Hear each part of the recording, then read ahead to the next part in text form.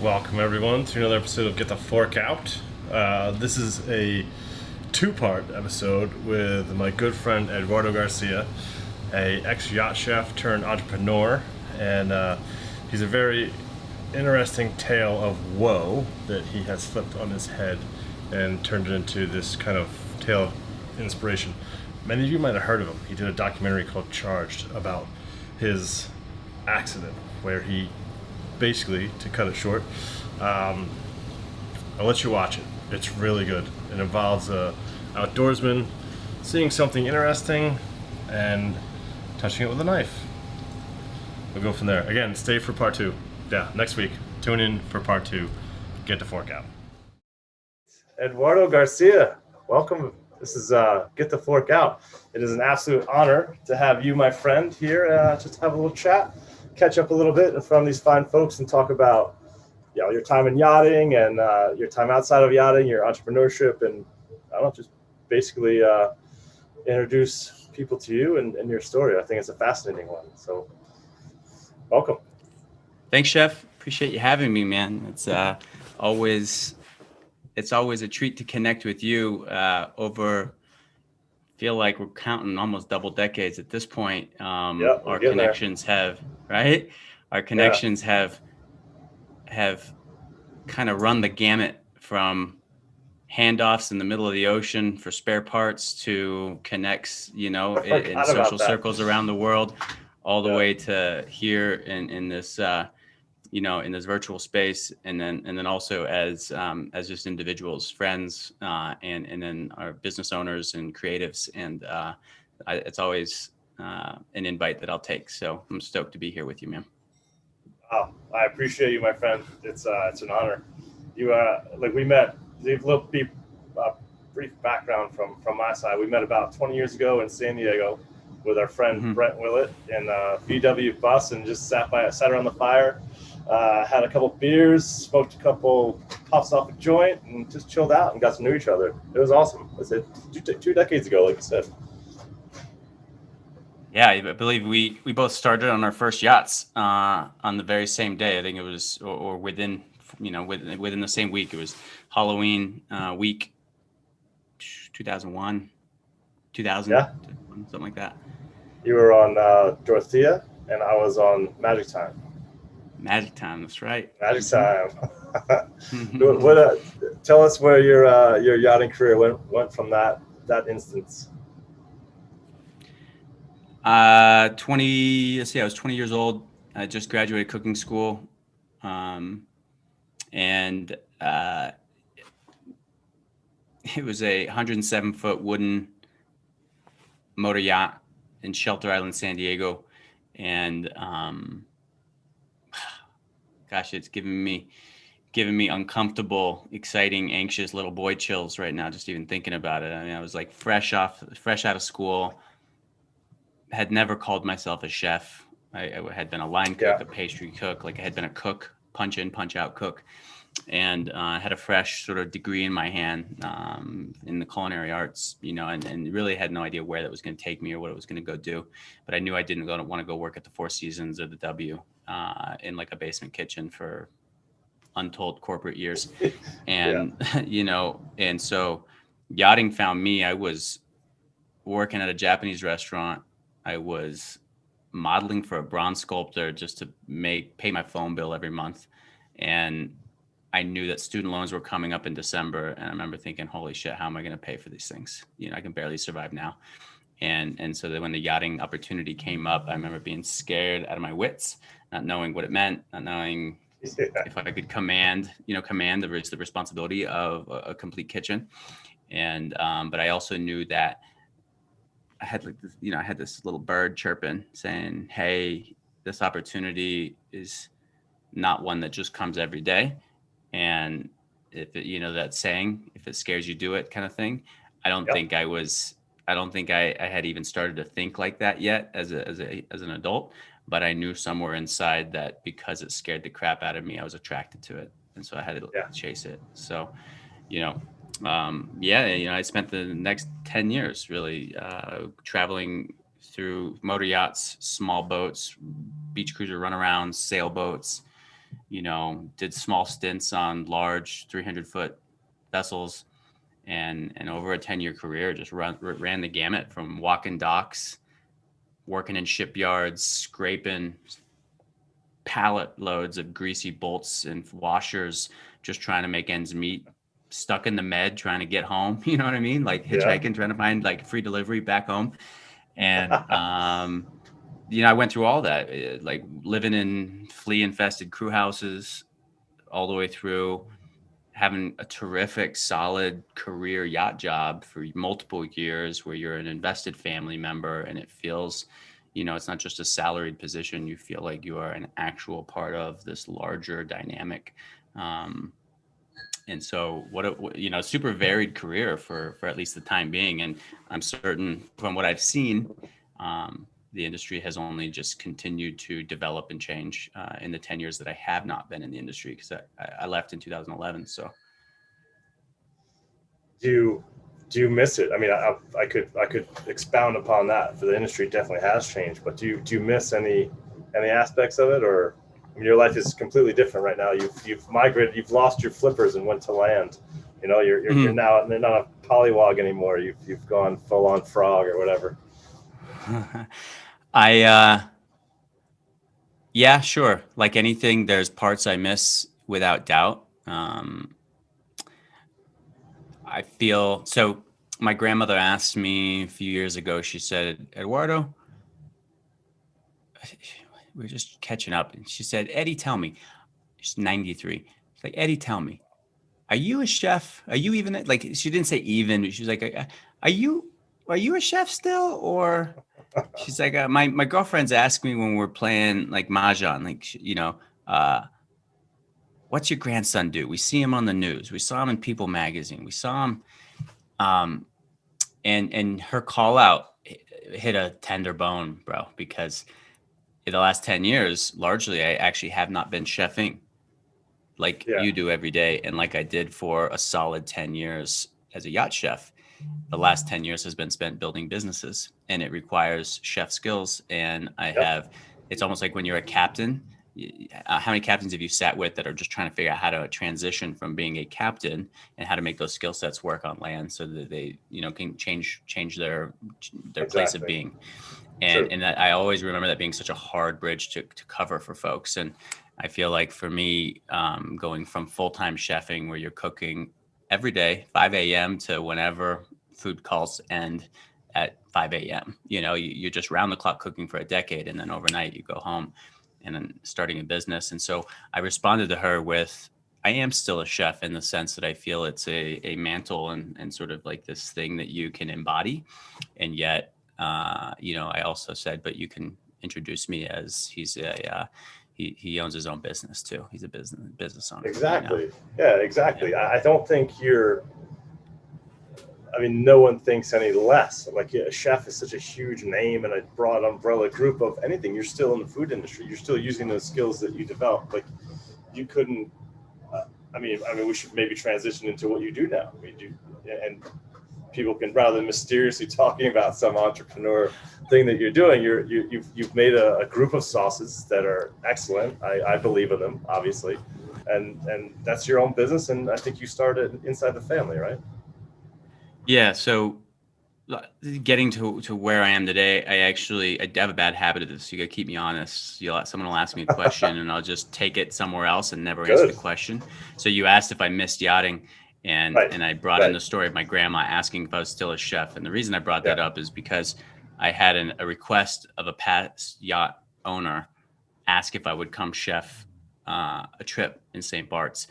And the trip had a special guest. It meant a lot to him. And ever since I had left 3 years prior, he hadn't really landed a new relationship with a chef that felt the same, worked the same, and made the whole boat come alive, which is why he was a yachtsman, why he owned a yacht.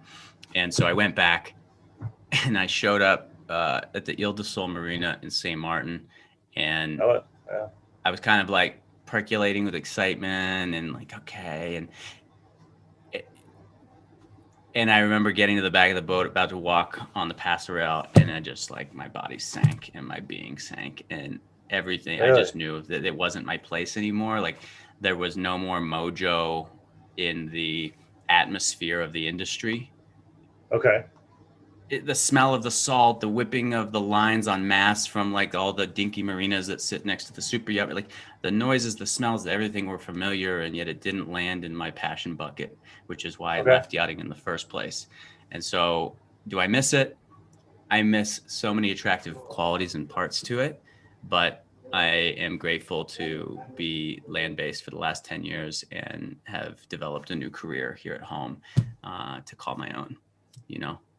So that's I feel the opposite, even coming on this boat after almost 20 years, where I love the crew. Like, the crew's my favorite part. Just the people I get to work with and the dynamics, and really just talking shit, the banter. It's hilarious. It cracks me up. So I haven't found anything that comes close to that yet. I want to, and I always have that twitch in the back of my mind about my own business. Yeah. And maybe this here is part of what I want to do. Galley design is another, but I'll always miss the kind of working on a boat. And that's just a difference of opinion. It doesn't mean anything else. It's just, I love it. I still somehow love it. Well, yeah. And, and so there, we could write a book on the 10 years spent, the hijinks, the boondoggles, the ups, the downs, the highs, the lows. And so, yes, I think fondly on it. And yet I got a sign for Tony here. Yeah. Sorry about that. You're all good. Thanks, Tony. No worries. Thanks, Tony. First and last. First and last. Yeah. Okay. I think we'll leave this in the video, because it's just I'm amongst it right now. I got a contractor on board servicing my amazing ovens. All right. Thank you very much. Of course you thanks, do. Tony. Do you want to say hi to the camera? Just poke your head. Just like that. Hello, everybody. Have a great day. See you, Tony. Thanks, man. You got my email, right? Yes, I did. I sent that. All right, cool.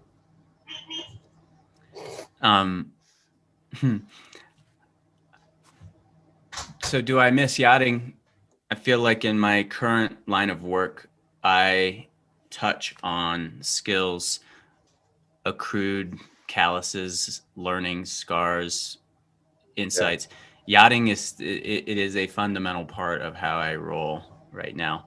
And I recognize that it developed a chef that graduated from that aspect of my career to where it is now as a business owner. And yet there's just such a fundamental quiver of skills in my pocket in regards to, there's no time of day you can't call me to work on something, when you're on the boat, there's just a certain sense of ever readiness that, you can kind of begrudgingly be like, it's not my shift, or it's my day off, but the truth is you live on something that's not permanently meant to float. You know what I mean? Like, there's just something about yachting as a whole. You've crossed the ocean a couple times. You've been through a few storms. Like, that just doesn't happen in the kitchens of a restaurant unless you own the restaurant, which is where the difference. There's a level of ownership. Yep. I think that is created by being crew on a vessel, that no matter what your role and position is, you need to know how to fight a fire. You need to know how to drive a tender. You need to know how to tie a line off safely without losing a limb. And it's so like, those core critical skill sets are so diverse and so out of the wheelhouse of what a executive chef at a brick and mortar is going to be thinking about. They sign off, they walk away, and the insurance policy takes care of it until they come back at 5 a.m. the next day. And so there's a certain level of just do or die, that, ride or die, that has stayed with me from yachting. And I've recognized that sometimes that's not I have to temper that I have that, but maybe the team that I work with here has never lived in that scenario. They've built a career on sign in, sign out. Yeah. And so, I look fondly back at my time in yachting, and I recognize that it still is a part of how I design furniture in my house, how I design pocket drawers, how I utilize every single ounce of space imaginable. That's definitely a boat thing where it's just, you can't stop. Once you start utilizing every single inch, you just like, well, why wouldn't I? It just seems inefficient to do it sloppily, and it's It's got to be perfect. Like, I love it. I love, and you hit on something that I appreciate too about what I learned in my time. It's like that skill set. It's always going to be there, and I'm very interested in applying that to something else. But I just haven't figured out anything quite yet that I want to do as much as I want to do. Still cook food on a yacht all over the Med, all over the Caribbean, wherever they want to go. I know what you mean with that toolbox. That's also crossed over into my motorcycle life too. It's that constant problem solving is what I'm addicted to, and I think I can get that same rush from a business. I just don't know which one yet. Without a doubt.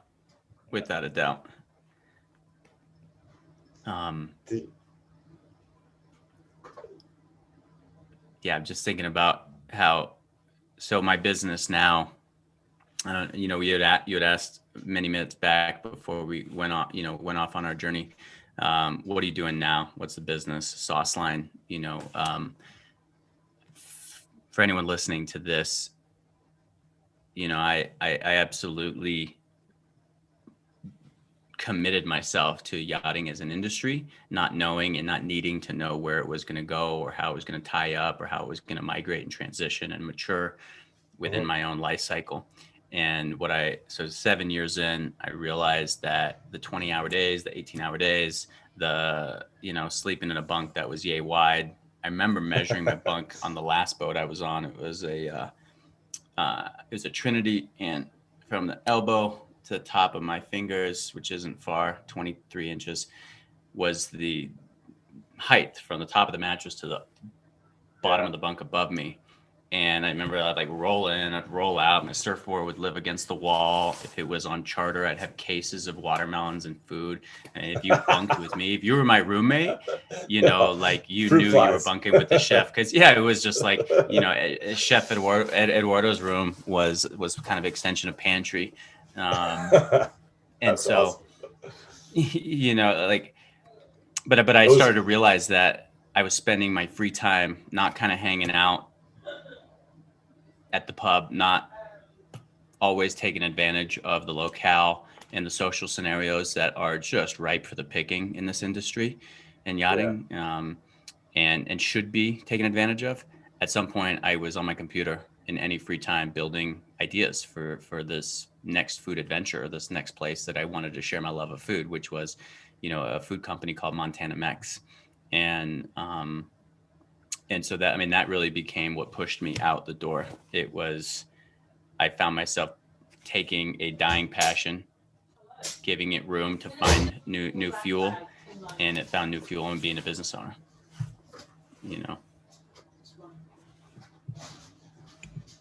One of the stewardesses have just come in taking a trash bag, so I got slightly distracted, buddy. No worries. I remember that transition. That it was a kind of a tumultuous time, but you had this really cool idea for a show on the Food Network, and it was. I mean, you sent me. I remember you sent me this demo, and it was a secret a pilot, and I couldn't show it to anyone, and I was just my jaw dropped. I was like, boom! I want to watch that immediately. Yeah. And that was it. So it was your cup can only remain empty for so long.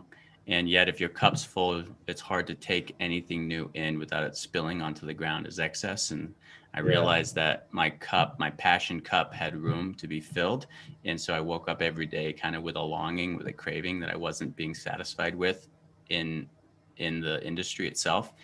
And, so we had sort of a percolating grain of sand in our oyster shell that friends had acclaimed our family's salsas and our Latino, our Mexican inspired foods as being terrific. You got, where can I buy this? You guys should, and you hear that for so many years and it sticks with you. And that became the grain of sand that started our interest in making a food brand. And so I left the industry at the Palm Beach Boat Show in 2011. That was sort of my last dock walk, and came home. And I should say I seeded the business a year and a half prior and stayed in the industry to keep funding sort of the R&D process of figuring out products and getting a team built and a business on paper built. And I came home in 2011, and we were a farmers market company. We were making fresh salsas, fresh foods, Latino inspired foods, selling them at a market to no margin of profit, just like trying to figure out how to sell food to make money. I just spent the last 10 years simply cooking food, had no concept totally of different. money. Like, here's a black Darth Vader card, like, go get what you need. There's no, the last time I had ever budgeted anything was in cost control class when I was 18 in cooking school, and it was like this kind of totally damaging 10-year cycle of buy what you want, explore as a chef, have fun, make it tasty, make it on time. I need it for 20 people in 5 minutes. So that you became really good at that, right? Rabbits out of hats all day long. And so with business, you got a rabbit out of hat too, but there needs to be structure. There needs to be sort of some definitions in place and process. And we started putting those pieces together, and like all good things, and like anything, you can't predict the weather to a T. And you were mentioning the TV show concept that I had shared with you.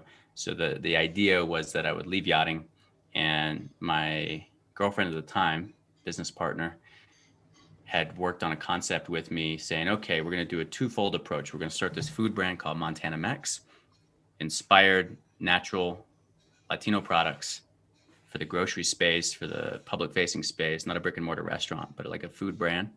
And we're also going to create this soapbox for you as a chef to share your passion for food and the value it brings to our lives outside of a calorie count. And with those two in place, a squawk box to tell everyone how psyched you are about food and psyched you are with your approach to food as a relationship, plus a product. That's the part A. And part B, to Chef Eduardo remaining passionate about his connection with the world, with food as the tool. I was like, all right, that seems to make sense. Let's go try this, having not a effing idea how to do any of it. You can swear if you want. Yeah, thanks. But I remember there's a massive adventure component to that pilot. I really connected with that. Well, because it was like, absolutely. So the television concept we called active ingredient, because my theory is that we are all born. We're all born with the supersized box of crayons, so to speak, and sometimes it feels like someone's giving you a crayon, like here's the indigo blue one that you didn't have. I feel like we're born with all of those colors, and yet we learn throughout our life how to access those colors to fill in our life. So I feel like we're born with all these tools and skills, but we learn how to access the tools and skills. And so the term active ingredient is the one ingredient in a recipe that is not benign. It's the catalyzing action that turns everything else into a live culture, like brings it all to life, right? You can have some sleepy things sitting together, but you add water as an active ingredient, for an example, and it creates that chemical kickoff that gets things opened, activated, and alive. And so my thought was, all right, I think we are our own active ingredients, so that when we chase our passions, we start trending to our best way of living. And I felt like, well, the way that I can bring that to the world is through food. And the way that food most manifests, and my fingertips anyway, like the way that food manifests through my fingertips in a way that is most sustainable and most attractive, is when it doesn't become a burden, when it's not, oh shit, I got to make dinner. And we see this in homes throughout the world, of just food is this crux move that gets beaten up and sort of belittled and simply not recognized for what it is. And so when I started reflecting on, well, where is food most celebrated for me? It's when it's paired with a conscious lifestyle choice that brings joy. And so then you kind of clean that thought process up further. And I thought, well, one of my favorite expressions and ways of cooking is to make it a recreation. So have it not just be, how many perfect plates of food have you delivered? How many perfect medium rare ordered steaks, easy over eggs? Innumerable, right? Innumerable. And yet you could take that same easy over egg order, and if all of a sudden it is cooked on a beach over coconut, like whatever wood you can find on the beach in whatever part of the world you're in, and the guests have been tendered out to the same damn breakfast that they had yesterday, but their toes are in the sand, they can smell smoke, and a bird shit 5 feet from them, and they narrowly escaped that lucky drop. Now all of a sudden there has this experience that developed because like this active ingredient was added to it, right? So something that became so common, so expected, breakfast as usual. Thanks, Chef Brennan. You got, the best crispy bacon ever. And you're like, it's just fucking crispy bacon, yo. But It's so the environment. Yeah, right. And so, Mm-hmm. that like the concept of the television show is okay. I'm going to share just simply how it is for me, how food comes to life for me, and that's in the adventurous places that I want to take food. So don't get me wrong, I'm gonna go get a reservation at a restaurant, I'm gonna get food to go like anybody else, Right. But the idea was, well, if we're gonna go surfing, we're gonna go diving, or we're out recreating in the world, skiing, snowmobiling, whatever your recreation is, bird watching, is there an opportunity to make food part of that celebrated journey versus cutting our adventure short so that we can go make dinner happen at a 7:00 table time? On a podcast. Yeah, I was listening the whole time, but the chief officer was coming checking on something. I remember, if I remember this correctly, from your pilot, it was something of just what you said. It was an illustration of you and your friends, a handful of them. They went diving in the morning with you, obviously. You went back to the beach. You dug a hole, built a fire, let the fire die down, seasoned and wrapped the fish in banana leaf, and then buried it. And then went for a surf, and then came back and had this amazing lunch. And that was, I'll never forget that scene from that pilot. I was like, man, I like it. I like it a lot. And I think from what I understand of what you're saying, it's just like, let's not rush food. Let's not make it this like grim necessity. I mean, it is a necessity. It doesn't have to be grim. Just incorporate it into something fun, or make a day of it. Just make an entire day of it. And it brings the kind of the joy that can be inherent in it, but it's also very easily lost if it becomes something that's like you said before, oh shit, I gotta cook. And getting away from that is what we all need, I think. That's it. Yeah. So at its baseline, that was the plan. It was all right. Leave 10 years of this, how many friends? I don't think you actually called me out on it, but I definitely had colleagues in the industry that just gave me the look of, chase your heart, brother, but you nuts. Like, you're leaving this, a terrific paying, great benefit, great job, and how you've been in this for 20 years. So we all know at some point you hit a flow, you graduate to different levels of your career. And, largely at 9.5 years in, when I left, I was just sort of at that place where you ever hear that term, like you could pick or choose your job, you have some offers out there and you can kind of like, I think I was at that place, and yet, so it was just almost the wrong time to leave from a career security point of view. And yet I just knew that for me, passion is like the number one driver. And without that in place, the foundation's not there. So I had to get going. Knowing you and knowing what I was doing at that time as well, in terms of my motorcycle travels, any risk that anyone wants to take, my friend of mine, I will be 100% behind you. Like, I'm a dream chaser, as are you. And it's like, oh, you want to do that? The industry will be here if you need it, like whatever. It's not a big deal. So if anything, I would have given you huge support, especially after sending me that pilot. And then Montana Mex was something I'd always wanted to do something similar to that. And I just think, I think it's really cool to watch what you've done and what you've gone through. It's just been incredible.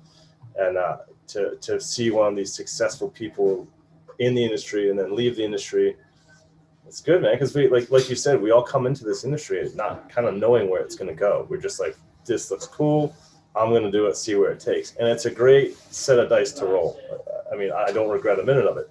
It's given me tons of time off and just miles all over the planet. I'm very thankful for that, for my time in this industry. Will I do it forever? Of course not. I can't. I don't want to. But for now, I'm still enjoying it. And but your story is one of those ones where I'm like, Yeah, it looks cool over there too. It hasn't been, there's so much. The thing is too is that the best laid plan is still subject to, the best case natural disaster, right? Exactly. That's just we if we approach the world like a wild tiger, we're going to have a much different experience than if we approach the world like a tiger lives in the zoo, where everything is the same every day and you just kind of expect. Yeah. Whereas the wild animal approach is not knowing what's going to happen, remaining curious to every sound, sight, and smell. And not being afraid. Right. But respecting wild tiger, but still walking, still going to try to walk faster every day. Well, and truth be told, so when I was working as a yacht chef, I did not have a titanium hook for a left hand. And so in the wild, shit happens. And I had left the boat. I had spent the summer at home with my business partners developing our business ideas, developing the television show concept ideas. I had an agent. I was signed with a management company. We were shopping the idea to networks. And there was we had a meeting on the books with the Food Network for, I'll just get throw it out there, like October 17th. And about a week before that, I decided, I was going hunting. I live in Montana. I've been an avid hunter since I was a teenager, and an outdoorsman and forager. And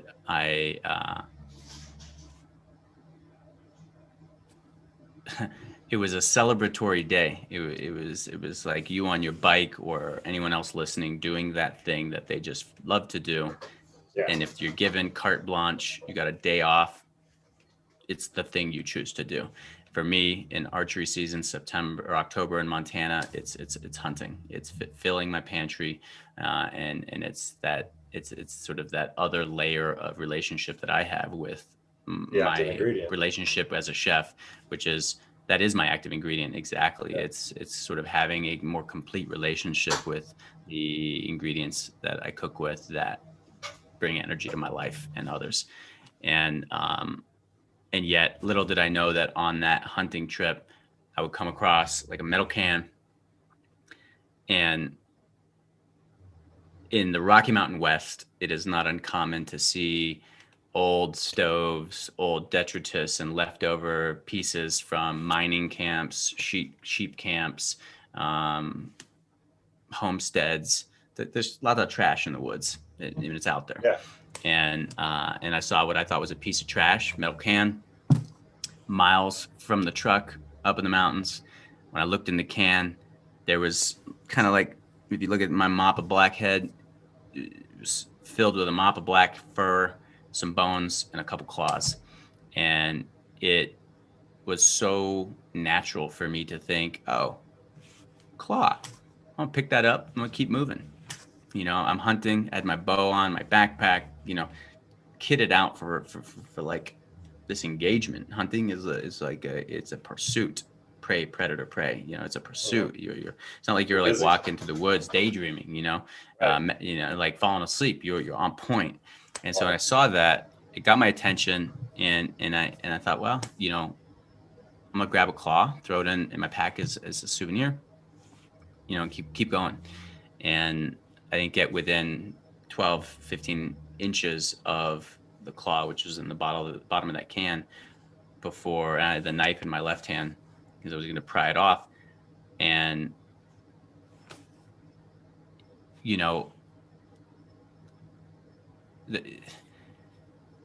when you felt a ton of heat on the back of my neck, and you've all heard a sound check at a concert, and that high frequency interference noise where wires get scrambled and there's feedback and everyone recoils and gives the disgusting look to the operator, like, hey, that's what I heard and felt. And my next memory as a human being on Earth was clouds and blue sky. And I found myself lying on my back in the woods. I I have now come to know that was October 9th, 2011. So we're, trending on year 10 right now. And what I now know is that I was electrocuted with 2,400 volts and power that was wired to the base of that can. It was a junction point. It was just basically supposed to be a locked, safe box. Yeah. With power that was going to a backcountry cabin. And I had, I looked at this piece of trash with a dead baby bear in it and thought, piece of trash. And so that power arced from the base of that can into my knife and ended up going through into my left hand. So my left hand took the brunt of it. And then it exited in 9 different places on my body. And I woke up on my back looking at clouds, looking at blue sky, wondering why I was on my back, convincing myself, quietly in my head, loudly in my head, how it happened. Why are you on your back? You shouldn't be on your back right now. Get to your feet. And I did. And then, my next memory, even after that, was the sound of my feet walking on a gravel road and my vision returning to me with the valley below me, the geographic location that I was in. And so like that simple act of just trying to pick up a claw to keep going about your day, your best life ever. And there I was, found myself walking out of the woods to save my life. Incredible. I mean, that must have been, what was your mind doing at that time? Was there terror, or were you just numb? Was shock? Well, you must have been in shock, and you went into reflex survival mode. If anyone's to get deeper into it, I gave a TEDx talk about my takeaway from that walkout. It's like 15 minutes. Eduardo Garcia, Big Sky TEDx, I think, if you search it. I'll put a link in the description. Okay. And I summed it up in that 15-minute conversation. And yet here, I left everything at the site. I left my backpack, my bow, my keys, my cell phone, my wallet. I found myself, my food, my water. So like all of these things that I knew I had with me that I could survive in the wood if I had to save my life. And I left all of them there. The only thing I brought with me, I found myself walking out on this road with a can of bear spray in this hand and walking. Yeah, big time grizzly bear country where I live in Montana.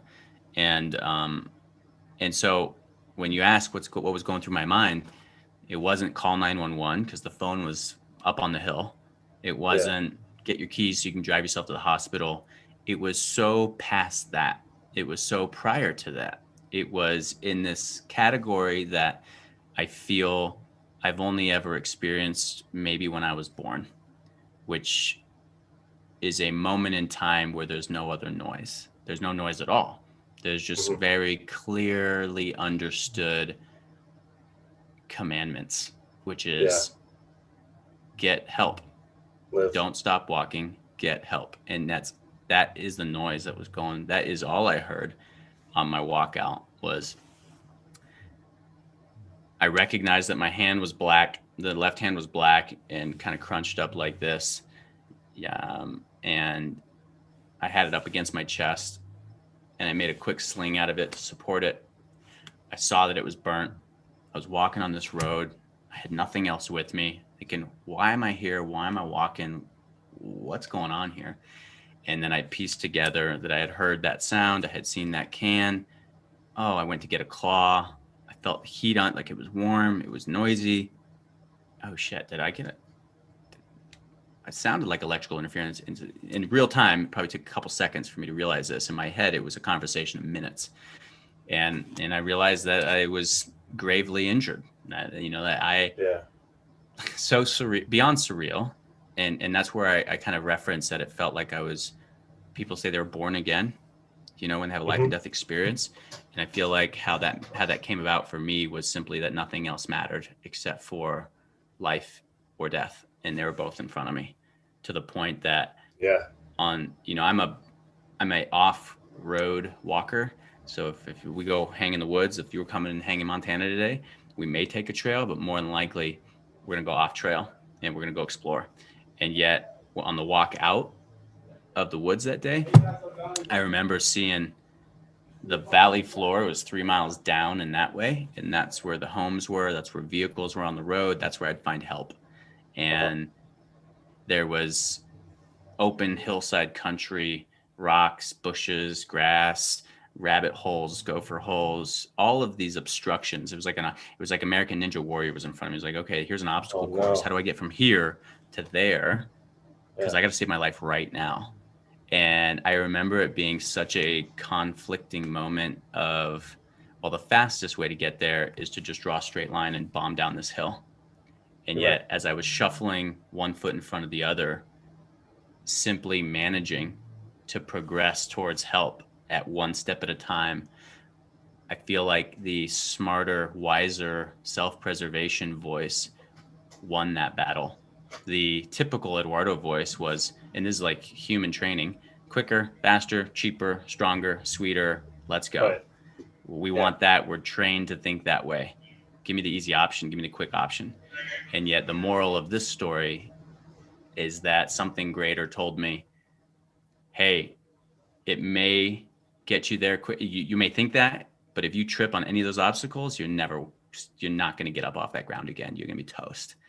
Yeah. And so the better voice of reason said, like, the Aesop's fable, the tortoise and the hare, the better voice of reason said, be the tortoise. Take the winding, slow road that traverses down this mountain and put one foot in front of the other and do not stop walking. It was like almost like primal wisdom, because you could have met a person on the road, but if you got stuck between the two switchbacks, all over. That's what I was saying. It was like it was a moment of thinking clear of any accrued experience. I mean, yes, it's all there in your back mind, and yet the only thing that existed was simply self-preservation. What do you have to do to stay alive in this very moment? And it was just walk and breathe, don't give up. As you're telling the story, it just occurred to me that other than your documentary Charged, which I'm also going to put a link in the comments, it's amazing. I've never really heard the story from your mouth other than in that movie and on the videos. So I think it's something that I never really wanted to bother you with it or relive it with you unless it came up naturally. It's just it's I remember what I was doing at the time when all this was happening to you, and I just appreciate you, man. I'm just glad you're still here, because this is something that and okay, and wherever you want to take this right now, but what you've done since this and how many people you've helped and how many more people you plan to help, it's incredible. And I think when it's happened to you, I said, you're going to make this your bitch. And I know there's a ton of pain and struggle, and I don't mean to dismiss it, but I knew you would. I saw that imprint in your personality before this happened to you, dude. I knew it. Good to hear it. It's good to hear it. There's a lot of fear and noise that happens in my head, I think in our minds, daily. You can't do this. You're not good enough. It's never going to happen. Yeah, you're an imposter, all that shit. Yeah. And I felt there was, so I survived. I'm here today. Hi, 2021. So I survived that event in 2011, and in the last 10 years from then to today has been rebuilding, has been a very complex and challenging emotional and communal process of putting pieces back together, which took years, and then finding your purpose again, because can I cook again? How am I going to do that again? How am I going to freaking open an avocado? Shit. So all those things, I remember Googling amputee chefs, cooking with prosthetics while I was still in ICU, while I was still in my bed. I had never even put a prosthetic on. Just how do people do this? I got to figure this out.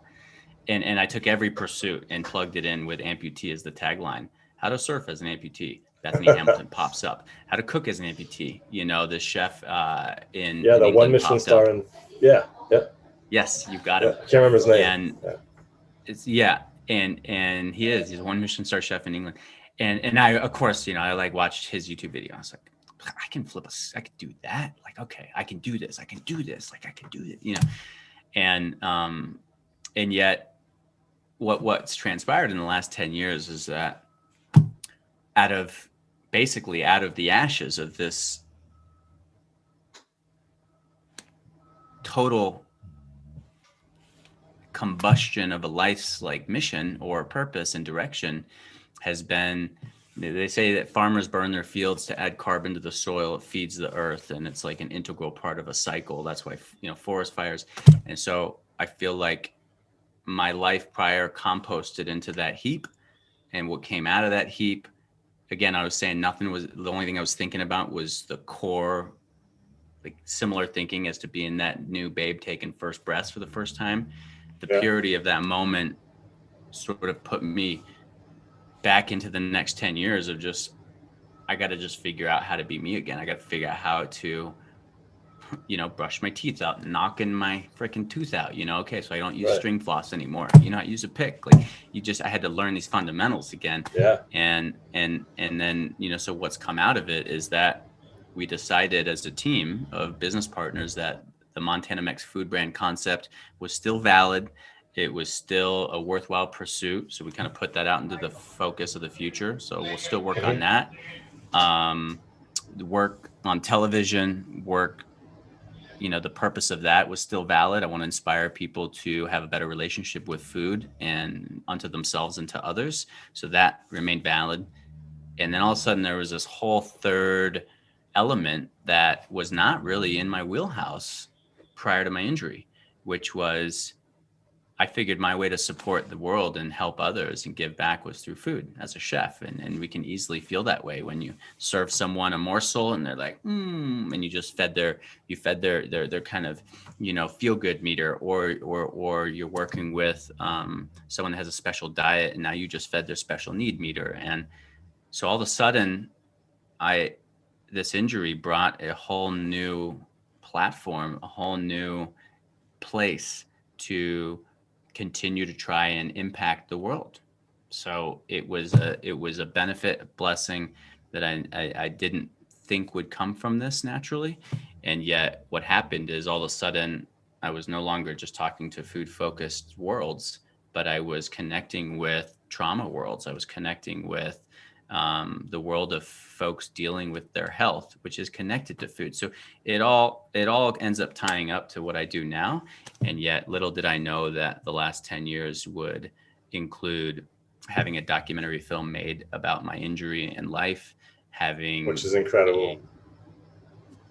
Thank you. Because correct me if I'm wrong, but because you were already kind of thinking about television and doing a food show, was the reason why you guys recorded most of what happened while you're in, going through surgery after surgery after surgery. I mean, was that the kind of the driving force behind that part of it? The documentation? Right. Exactly. So 2010, we started, Jenny Jane was my girlfriend at the time, friend, business partner, and we had developed the TV concept. And while I was still yachting in the Med Caribbean, doing kind of the cycle, we'd picked up a lens, camera, and started to film B-roll or lifestyle, like supporting content to support a professional pitch. And so we did not have a show with any network yet. We had a managing company, an agency. And so when I got electrocuted, it just seemed like a natural fit to just simply keep documenting life as it was happening. And that was really, I think it was Jen that had that initial idea. And so it was Jen actually filmed all of our 50 some odd stay in ICU. And I feel that most definitely brought a tremendous value to the documentary Charged. In that most documentaries that deal with trauma or a lot simply have to recreate a moment. Yeah. And we had that footage that was raw, irreplaceable.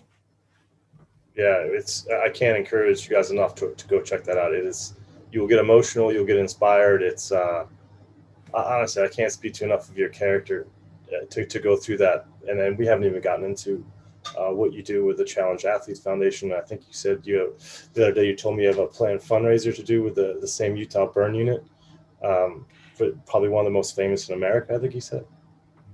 Yeah, the University of Utah burn unit, which is where I stayed, and I feel like is a leading burn trauma care unit in the world, globally, definitely in the United States. But I had mentioned how the last 10 years was filled with this third element that I never really saw coming.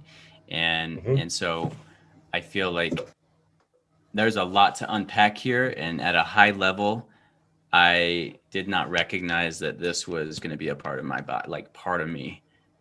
I tried to be brave, and I tried to be, bring that Eduardo moxie to my recovery and my community and my business partners and my relationships of I'm good.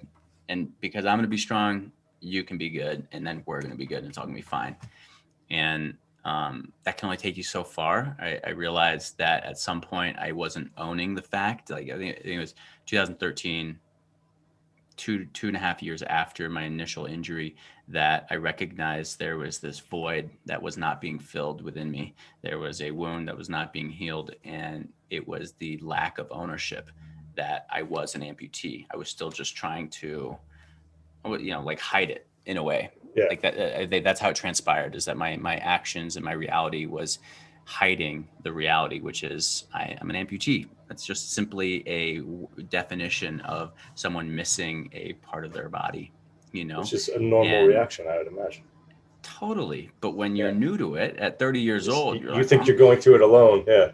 Yeah. You're like, what are you talking about? I'm Eduardo, and yet what happened is that it was actually, I had an invitation to go to a fundraiser in New York City, from the Challenge Athletes Foundation, an organization in San Diego that it's a nonprofit that supports anybody that lives with a physical challenge of some kind to get involved in an active lifestyle through sports. And they help, but with grants to, if someone wants to play wheelchair rugby, they can help you get a wheelchair rugby seat, chariot, they call it.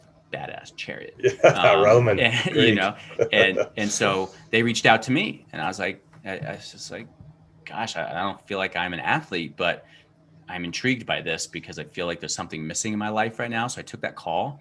I went to New York, and before the big evenings event, they had a fun run in Central Park. So I showed up at the fun run with my prosthetic on, shorts, t-shirt, ready to go. And I hadn't really ran since my injury. So I'm missing 4 ribs right here. I'm still missing them on my left side. And I hadn't ran, in the 2.5 years. And so I was curious, how am I going to locomote? How is my torso going to move?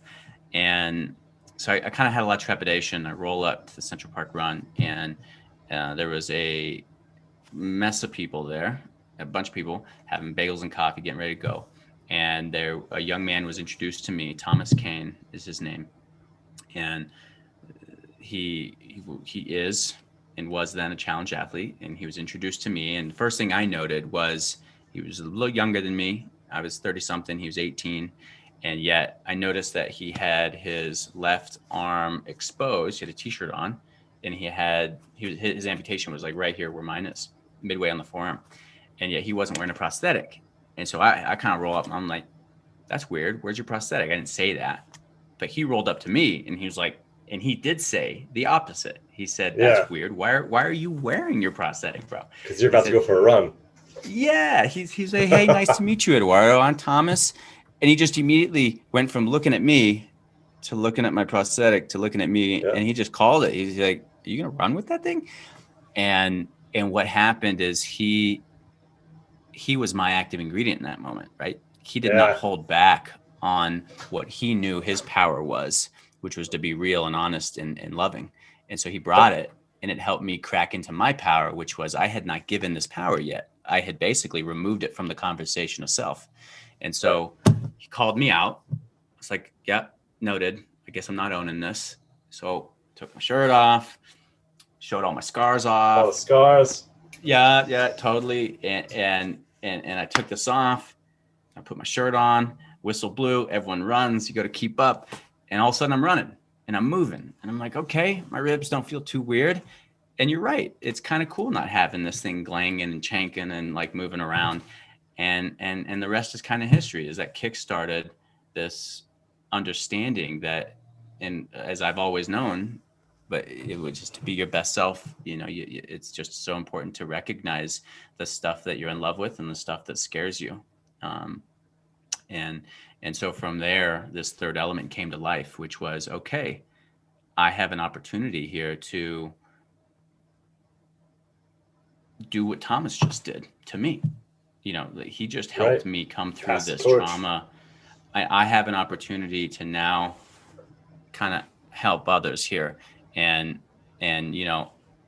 my agent had been saying, write a book, make a film. Friends had been saying, write a book, make a film. And I pushed back, because I didn't want to share it with the world. And in that moment of reality and awareness, that ownership moment, it just started this, what is now part of my life, which is to be an open platform, not just about my love of food, but my belief in recognizing our scars, our challenges, our unique hardships, and sharing them with the world. And it kind of boils down to like 3 points: is recognize what the pinch point is and own it, own the shit out of it.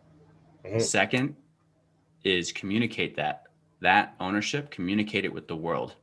I own that I don't have a hand. It's hard for me, and I'm really looking for feedback like this, or I don't even know where to start. But just simply get the communication. Once you've resigned yourself to own it, get it out there. That's step 2, is just like share it with the world, communicate it. And then step 3 is be open to collaboration, which means giving up some control and letting others fill that cup, right? So that's currently sort of one of the sweetest parts of what I do now as a living being on this earth, is working towards my own selfish pursuits of living a life that I can be proud of and leaving a legacy that I feel is going to have impact, and yet also being brave enough to stand and support others as an example so that they can make it through that same crux move that I'm so grateful that I was able to, step. I haven't seen Charged in a while, maybe even since it came out, and that leads to how powerful this moment was for me, because I'm not bullshitting you on this. Is when you and some other amputees were out basically teaching each other how to surf together with one board, and that hit whatever empathy button in me. I was like, holy shit, they feel insecure about going into the water as amputees and learning how to surf with a whole beach watching. I'm like, oh my God, that's so unnecessary. Like, it would be hard enough. But it was cool. You guys are laughing and having a good time, and you don't give a fuck. And it was just such a beautiful part of that movie. I'll never forget it. It was awesome. And that's exactly what you were talking about in terms of like, let's all just be okay with this. It's fine. It is, and it's also become, so now I'm a spokesperson with the Challenge Athletes Foundation. The food brand Montana Mex is now no longer at farmers markets. We're, sold in, have been in the grocery space for years, and have our own online marketplace. And yet 4 years ago, we included the Challenge Athletes Foundation as our charity partner of choice, and they're on our label proudly. It's amazing. And so again, the business pursuit was, I want to inspire folks to rethink what the relationship is with food. The injury comes in, it doesn't change the core focus. It simply just added a little garnish on top, which is let's light this bonfire in others to really have a relationship with their food. And let's also make sure that there's a do good element here that moves the needle in this larger way. I mean, it's total love language for Eduardo, like, how do we do more? How do we get more out of our day? How do we maximize the bejeebus out of this? And so, I'm pretty grateful for the way that chips have landed. For sure has not been without its fair share of,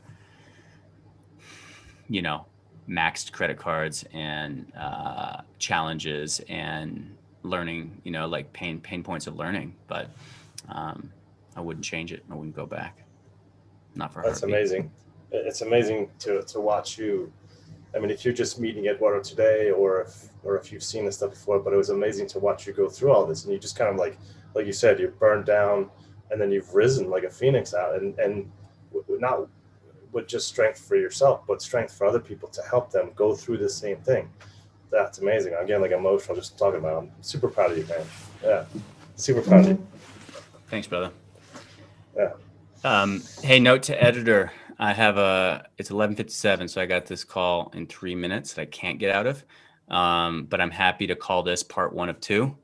Excellent. Let's do it again. We need to follow up. I just feel like we just we're halfway there. So I apologize, but I feel like because we have the control of start and stopping this. Well, we could call this episode 1, and then a month down the line we follow up rather than making it all one. But we can talk about that. Well, if you wanna. If we want to wrap this then with any constructive wrap that a producer somewhere can make sense of, then let's do it. Yeah, let's wrap it up. I mean, I was completely irresponsible and just having fun chatting to you, so I didn't really look at my notes. I had a wrapping up with a fundraiser in Utah, but I mean, we can come back in at any point. I'm going to be the one editing it.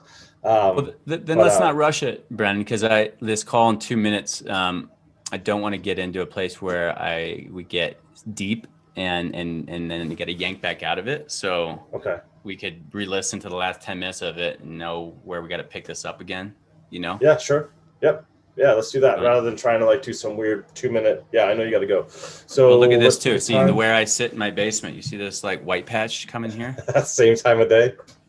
Same time of day. It's usually around noon. It starts creeping through this window well, and it lights me up. So then I got to change where I'm sitting, and I know that'll just affect. So we're at 2 o'clock my time. We started about 1. But I mean, like I said before, I'm not looking for absolute perfection. I just want to be normal and natural instead of, TV quality. I just wanted to just get your story out there, man.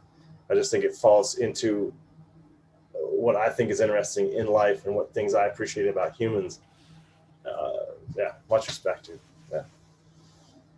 All right, homie. I know you got to go. It's been a pleasure, and we will do this again. All right. Much love. Catch you soon. See you, man. Like I said, that was part 1. There's more coming. We talked about it, and as you saw, and we actually just did it. So I just finished chatting with Eduardo again, and it's very nice to catch up with an old buddy that has been through a lot. Lots of wisdom and insight that I think we can all take from the lessons that he learned the hard way. And it was a very good time catching up with him. Hope you guys enjoyed it. Get the fork out.